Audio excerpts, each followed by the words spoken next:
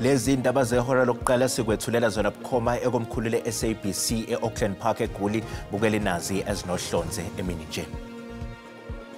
I just don't see a situation in which the DA can continue to operate in the GNU in the way that we have.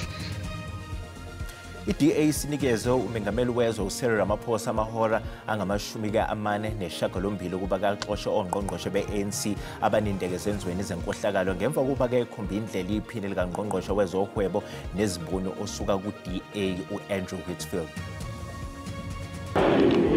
Mayibuye ya Afrika mayibuye.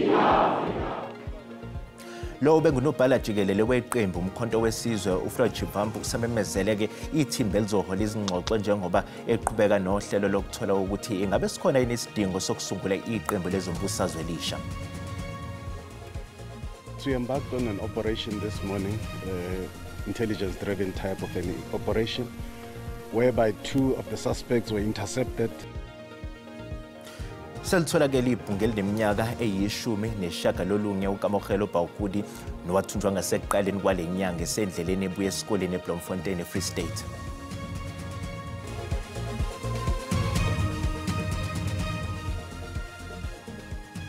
Ukuthola kube kuwembukeli ngiyakwamukela ezindabeni zehora lokuqala ezingunqa phambili kanti futhi-ke ezihamba phambili la ku-SABC 1 Mzansi for sure kanjalo-ke nakwe-SABC Lehigh. Igama lami nginguDaud Phungula.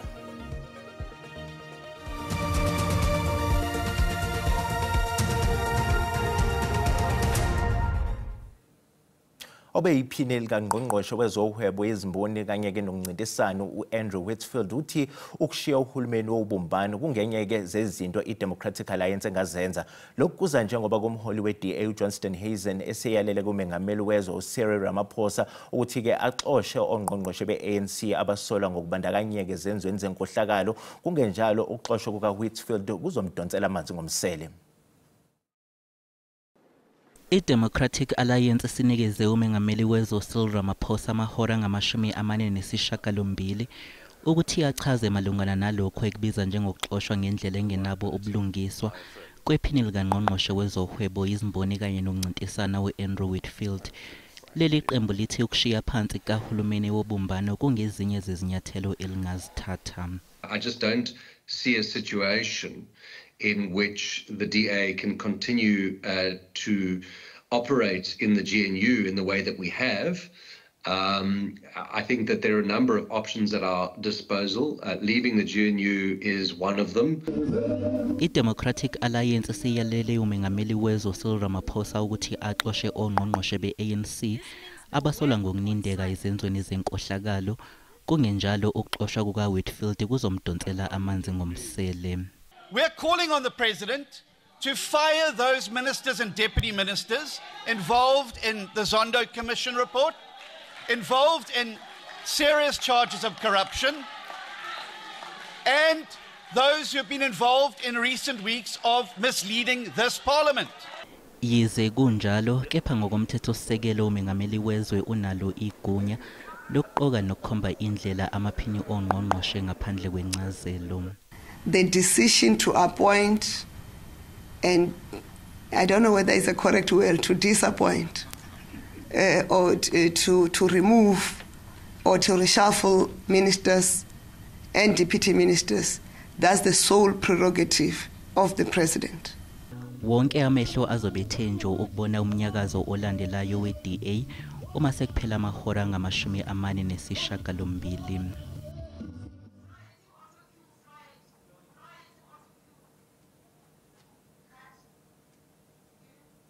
Lo bengunobhala jikelele weqembu umkhonto wesizwe uFloyd Shivambu sememezeleke ithimba elizohola izingxoxo njengoba-ke eqhubeka nohlelo lokuthola ukuthi ingabe sikhona nesidingo sokusungula iqembu lezombusazwe elisha. Mayibuye. uFloyd Shivambu uhola umkhankaso iMayibuye National Consultation njengomdidiyeli wayo phezulu njengoba ezoqalisa ngenhlelo zokuhambela izifunda ezahlukene emzamweni wokuzwa amanzi ngobhoko maqondana nokuthi uzokuthola yini kwesekwa ngabalandeli uma ingasungulwa iqembu elisha lezombusazwe. Out of the people that we have, we can be able, as the Maibuya consultation team, we can be able to identify leadership structures in all the 4,634 wards of South Africa, leadership structures in all the 257 regions, sub-regions or municipalities, in all the 54 regions or districts, and all the 9 provincial leadership spheres. uShivambu oseyilungu lokuqina namanje le-MK Party nakuba esehlisiwe njengonobhala jikelele weqembu ukhulume ngeqhaza nangomsebenzi okuyiwo ozobhekana namalungu ethulwe njengazoqhuba umkhankaso imayibuye. Those who are submitting to say we should form a political movement or party, they are saying that such a party must not just be a talking instrument or a party of complaints or a party of promises. Ngakolunye uhlangothi iMK Party ayikasithatha isinqumo ngokuthi kuzokwenzakalani ngobulungu buka Floyd Shivambu eqenjini njengoba eseqalise ngeinhlelo zokuhlola ukuthi sikhona isidingo sokuqala iqembu elisha njengoba kusondela nokhetho lwangonyaka ozayo lohulumeni basekhaya kanye nolukazwelonke lwango-2029. Umholi we-MK Party uJacob Zuma usefuna ukuthatha umgudu wasezinkantolo ngenhloso yokuthi abuyiselwe ubulungu bakhe be-ANC ngokwesitatimende sakhe udalule ukuthi uzomangalela i-ANC kanye nomengameli wayo Cyril Ramaphosa maqondana ke nokunqunya kobulungu bakhe enhlanganweni. uZuma waxoshwa ke ngokupheleleke ku-ANC maphakathi nonyaka wedlule ngokwephula imigomo yenhlangano ngesenzo sakhe sokuzihlanganisa ne-MK Party. People are exposing themselves that they are politically bankrupt. They are now sitting at home. They are now sitting at home, lonely. They left the ANC on their own. They were not chased out. They thought it is nice out there. It's cold out there. They now are beginning to throw stones in the ANC. Lawa ngamazwi kaMnumzana uJacob Zuma ngesikhathi saqoqobela izintambo ku-ANC. Wayekhuluma namalungu eqembu ngo-2015 eMgungundlovu okhethweni lwezikhundla zobuholi KwaZulu-Natal. Wabaxaka kakhulu abaholi be-ANC bangaleso sikhathi wabebiza ngamagwala ayengafuni ukusebenzisa izinhlaka zangaphakathi ze-ANC ukuzwakalisa imibono yabo. Mnumzana uZuma ubesexoshwa i-ANC ngonyaka odlule emva kokuba yilungu iminyaka engaphezulu kwama-60. Waxoshwa emva kokuthi izwakalisa ukwesekwa iqembu elisha lemkhonto wesizwe ngo-2023. Nakuba enza lesimemezelo uMnumzana uZuma belokhu eqinisekisa ukuthi yena usayilungu le-ANC. Aniyazi leyo nto ngoba abanye abantu bathi usehlalelana ku-ANC nje angihlezi ngibeka i-membership yami ihlala ikhona lapha angizi ukuyivotela ngizovotela ngala mase siwinile ngiyeza ngonko i-ANC to please come ezela. Manje Mnumzana uZuma uthi ubheke enkantolo. Estatementini esikhishwe iqembu le-MK lithi lizomeseka uMnumzana uZuma kuze kube sekugcineni. Lithi liyavumelana nokuthi uMnumzana uZuma abe nobulungu balamaqembu amabili. Kwizindaba ze-SABC ngu-Ayanda Mhlongo eThekwini.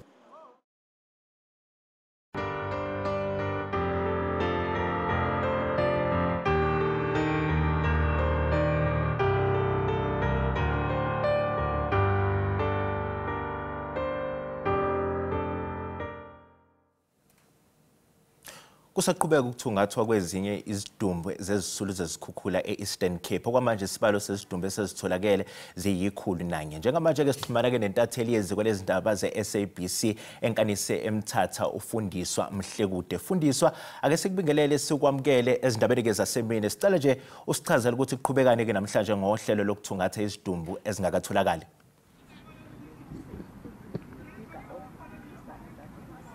Enkosi Dawuda silapha kwisikhululo samapolisa iCentral Police Station apha eMthatha nalapho kudibene khona amaqela enkonzo ozohlangula uyakukhumbula ukuba amaqela saqhubeka nokukhangela imizimba yabantu abathe baba ngamaxhoba ezikhukhula ezihlasele le ndawo yalapha eMthatha. Kodwa ke namhlanje kude kuzoba ngoku belingekaqali elophulo kodwa ke obambele njengomcommissioner wamapolisa apha kwiphondo leMpuma Koloni uMajor General Thandiswa umhluphiso ukhona apha uwaxelele amaqela la ukuba kuzawuqhubeka kukhangelwa aba bantu nanjengoko kusekho iintsapho okanye ii-families ezithi zize ngaphambili zithi zisalahlekelwe ngamalungu azo entsapho. Kodwa ke ngoku masive ngoba usathetha namanye amaqela ezinye iintatheli zamanye amaziko endaba, masive ke ukuba uthini xa ethetha nazo.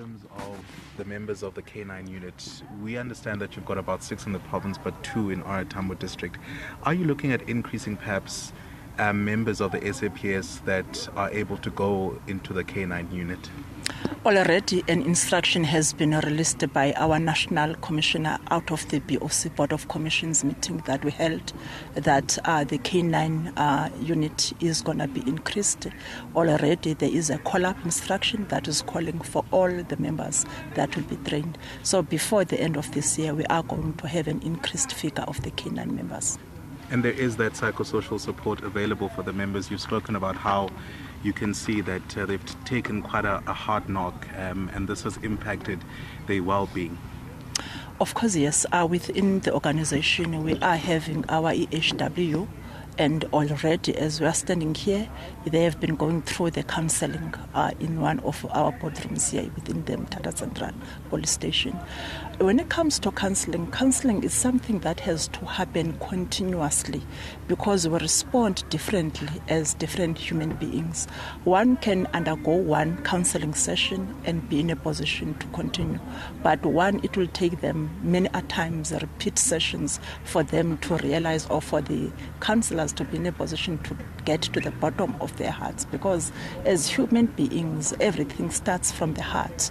And as I was saying, looking through their eyes, I could see that they have had a difficult time. So it is only counseling that will bring them to the normal standard. But I am so very much grateful because they are not giving up. They keep on continuing. Whenever there is a call, they jump and drop everything that they do and forget about being tired or being emotional. They are not putting their emotions before the task. Something that I am trying my level best to say, look into the emotions, deal with the emotions, and be in a position to be stronger so that you can tackle what is in front of you. Sibonga kakhulu kuyona kitathelezi kwelezi ndaba ufundiswa wakamhle kude sibekela ke bukhoma ke khona ke lapha ke Eastern Cape njengade kukhuluma ke uMajor General ke lapha uJenene uthandiswa kuBhiso obambe njengomkhuzi weSAPS khona ke lapha eEastern Cape. Njengamanje ke sisathe iqhu ezitolo kanti uma sibuya sizophathela ku WT. Today we're going to continue with the search. Like our team will remove the rumbles. We believe that some bodies may recover under those rumbles. Kusaqhubeka ukuthungathwa kwezinye ke izidumbu ezisuli zezikhukhula ke eEastern Cape. Kanti okwamanje isibalo sezidumbu esezitholakele ziyikhulu ke 9.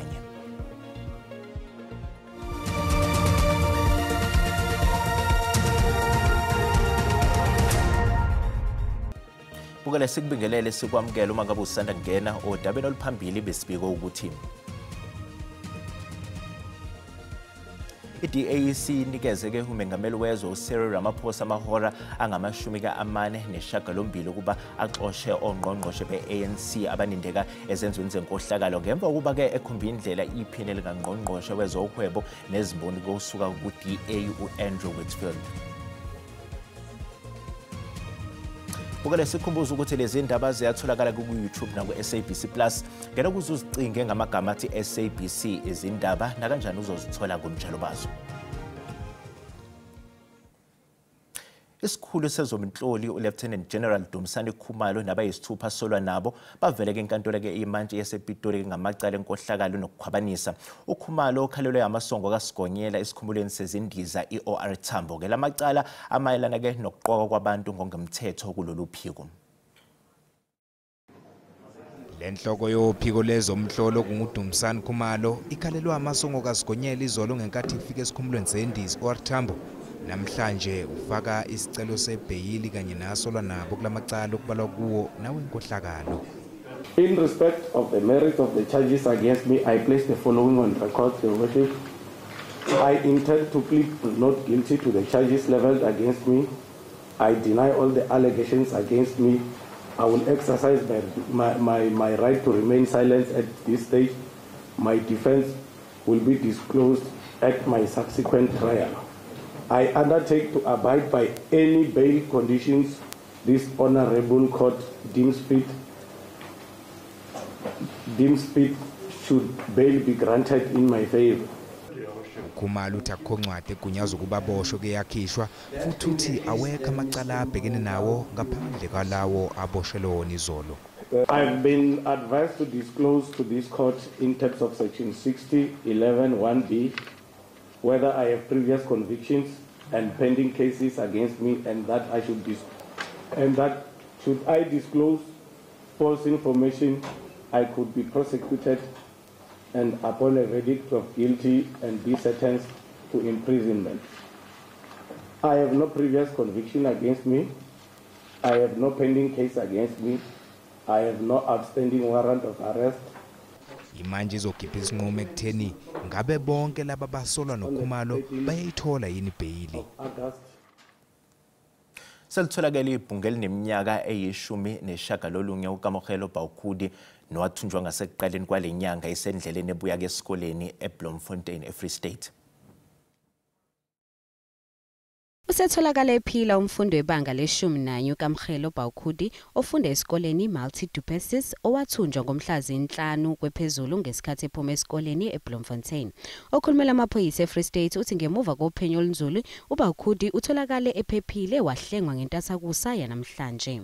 Yes, we embarked on an operation this morning, intelligence-driven type of an operation, whereby 2 of the suspects were intercepted just at the entrance of Wepener from the town.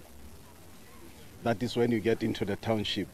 Umakhelo uthi uKamokhelo bebukeka ekhathele kwazise phela ubengekho endaweni lapho ekhululeke khona. He need to get rest and be at his comfortable space at home so that he can re-energize and also start his normal life.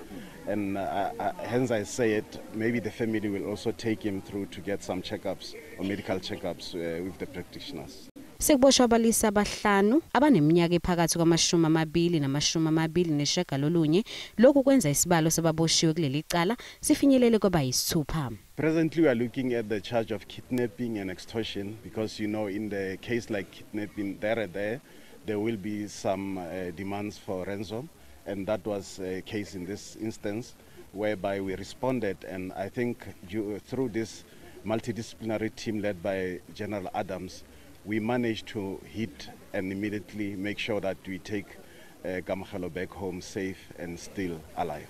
Labasolwa bazovela enkantolo yemanje eseBloemfontein ngomsombuluko. Izakhamuzi zasesigodini sasezwathi Filidi KwaZulu-Natal zithi yize-ke sekupheleka iminyaka engama-31 la kuleli lazuza intando yabantu namanje-ke zisabhekene nenselele yokungabi nogesi. uNtombi Mtshali wazalwa ngo-1967 usehlale kule ndawo yasemakhaya eZwathi impilo yakhe yonke. Yena kanye nezinye izakhamizi bathi bazibona bengabantu abalahliwe. Yilokho kwathi inhlo abanawo ugesi. uMtshali oneminyaka engu-58 uhlala lapha nabazukulu bakhe usuku nosuku uyaphuma yofuna izinkuni. Okuncane akutholayo ngezinye izinsuku uyakwazi ukubasa ukuze yena nomndeni wakhe balale bedlile. Awateli ngekho nawo nje lawo lethemba silizwe udala angazi yiphi inyanga kodwa namanje akwazi kubebikho lokhu sibheke endleleni udu aze kubebikho asinalo utho bantu abantu. Intsha yalapha nayo idikibele njengoba intsha ezweni lonke ithembele komakhalekhukhwini naku-internet ukuze bakwazi ukufunda nokuthola imisebenzi. Entsheni yalapha lokho kusayiphupho. Idlanzana elinomakhalekhukhwini lithembele kumnikazi wesitolo endaweni naye osebenzisa amandla atholakala kwimisebe yelanga phecelezi solar power. Isiphathimandla zendawo ziyavuma ukuthi ukunikeza lo mphakathi ugesi sekuthathe isikhathi. Endaweni eyisemakhaya ukufaka kagesi kubiza kakhulu nangenxa yesimo sokwakha ukuqhelelana kwemizi la uthola khona ukuthi njalo uma imali incane uma uyifake endaweni la kwakhiwe khona kwasondelwana leyo mali ihamba imileage ende ifaka imizi eminingi. Yize indaba zokuthi uzofaka ugesi zilethe enkulu injabulo kuMtshali kodwa-ke uthi uyokholwa uma sekukhanya. Kwindaba ze-SABC, uMayanda Mhlongo, eFriday.